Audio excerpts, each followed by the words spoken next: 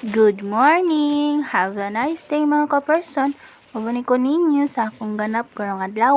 For today's video, namalitra di ay may ani og bugas, sudan og kaning mga sabon sa ako ang Paris.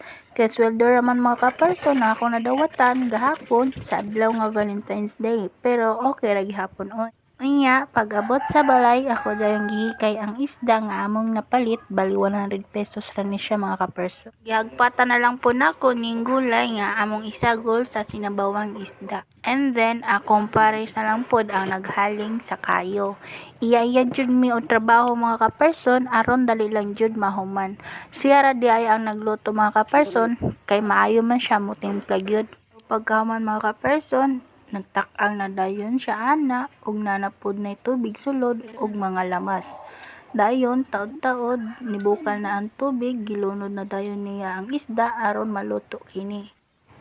Pag humanyag timpla, gilunod na niya ning gulay para maluto na. Taod-taod naluto na gyud mga ka-person.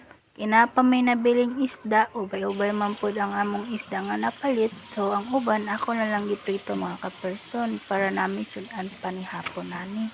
Makapalit ra jud mi og isda og ting sweldo na sa akong pares mga ka-person. Pero laban lang gihapon og magampo lang gyud ta sa Ginoo aron dili ta niya pasagdan. Unya, kay naluto naman akong isda og diri na lang. Bye-bye. Salamat sa pagtan-aw.